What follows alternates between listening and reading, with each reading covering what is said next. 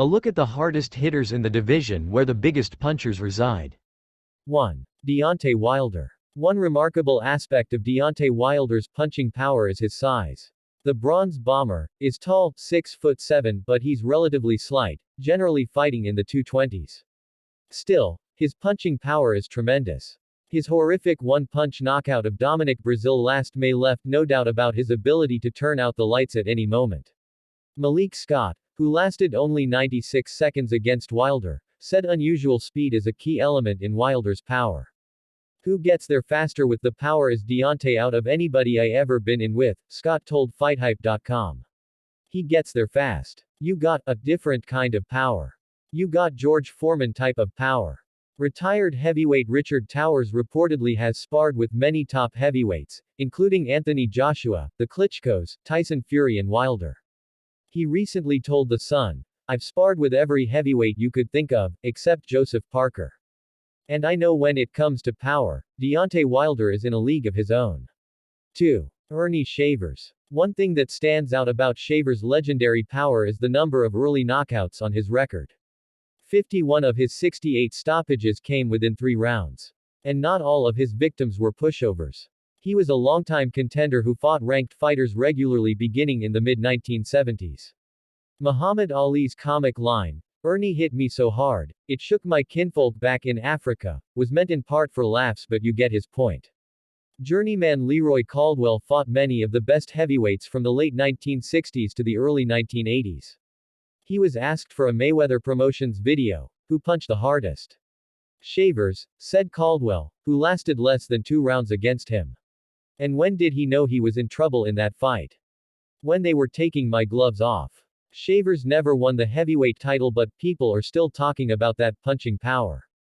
Said legendary trainer Angelo Dundee, "Ernie wasn't really a good boxer, but God, his power was amazing."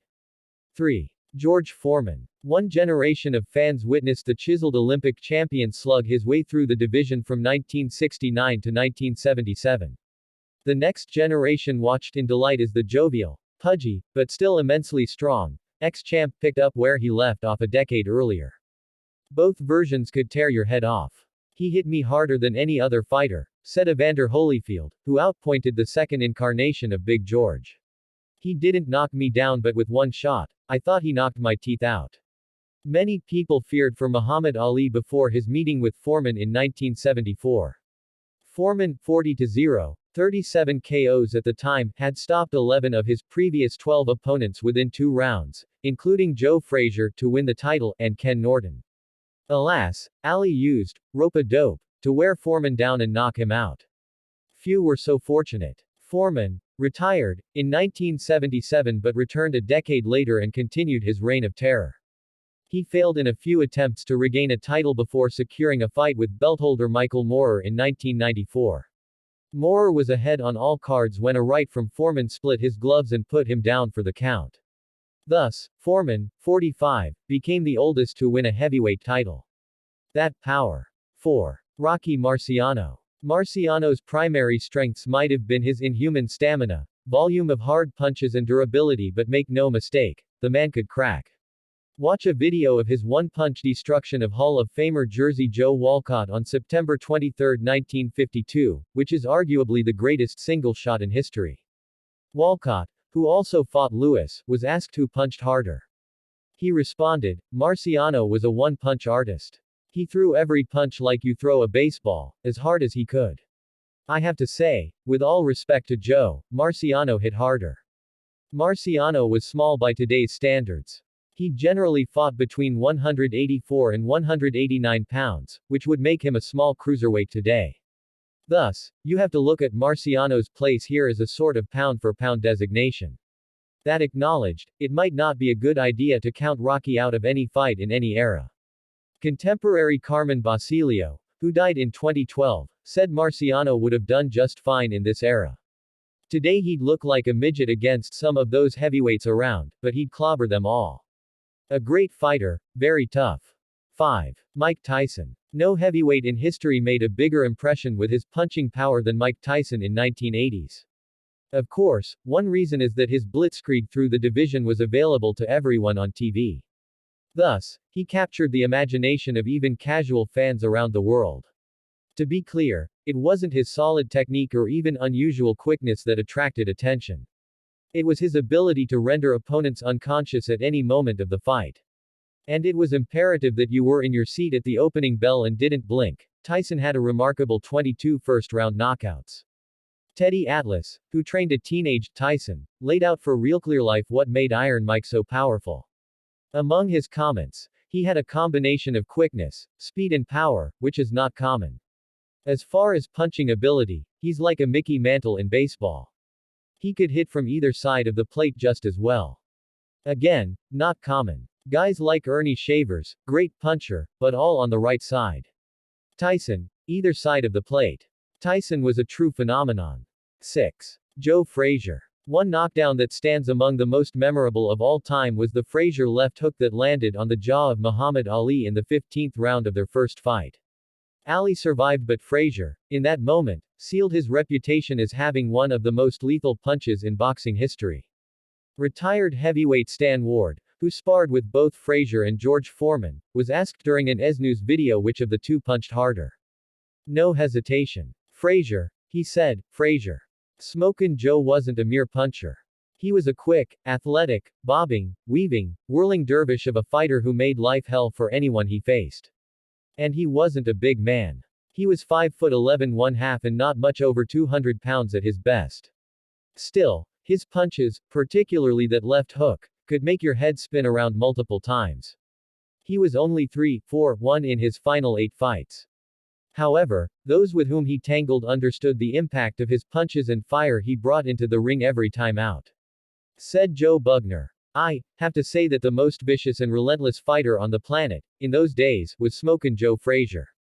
7. Vladimir Klitschko. Klitschko is the most accomplished heavyweight of a period that stretched from 2000 to 2015, most of which he held at least one major title. His style wasn't complicated. He used his height, 6'6", and reach, as well as good footwork, to keep his opponents at a safe distance. From there, he would fight behind an excellent, jarring jab to set up, you guessed it, one of the biggest right hands ever.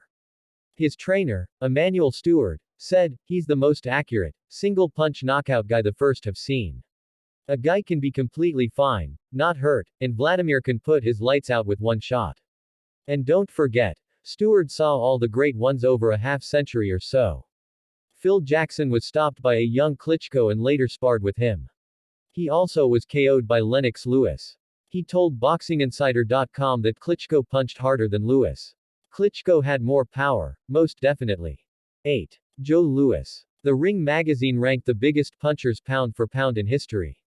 No. 1. Joe Louis. The Brown Bomber's punches were unusually fast, technically sound and naturally heavy. In other words, they were lethal.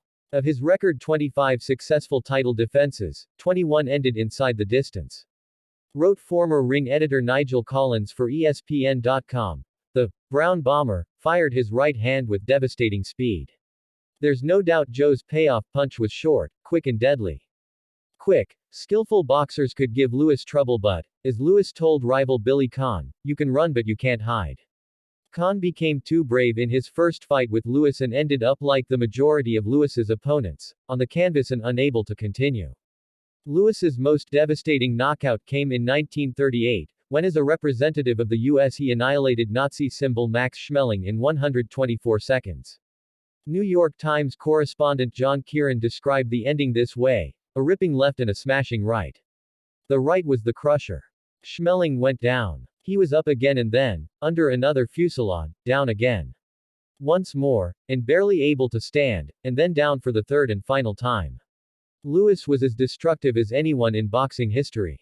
9. Lennox Lewis. Hall of Fame boxing writer Colin Hart paid Lennox Lewis the ultimate compliment in British boxing circles when he wrote about Lewis' knockout of Razor Ruddock in 1992. Lewis put Ruddock down with a monstrous right hand in the first round and then finished the job in the second. Wrote Hart for The Sun, the blow that floored Ruddock in the first round was, without doubt, the best single punch I've seen from a British heavyweight since Henry's Hammer put Cassius Clay on his backside at Wembley Stadium almost 30 years ago.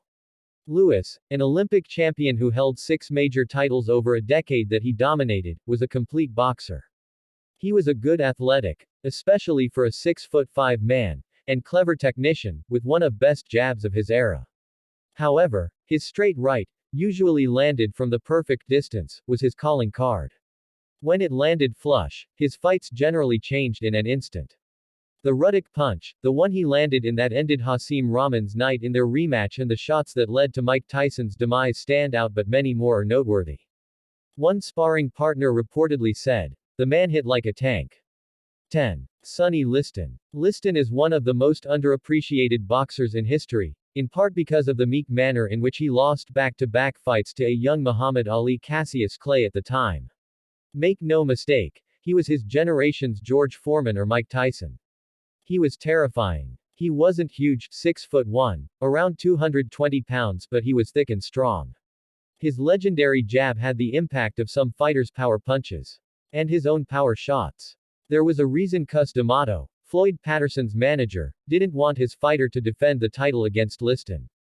He knew what would happen. And it did. Liston stopped Patterson in the first round to win the championship and then did it again. At that point, he had the same aura that Foreman and Tyson would later have, that of someone who seemed invincible. Of course, that notion was quickly debunked. Ali made sure of that. However, today we can look back on Liston's career in its totality. Before Ali, Liston was as dangerous as all but a few heavyweights in history, a menacing, brooding figure who perfected the strategy of seek and destroy.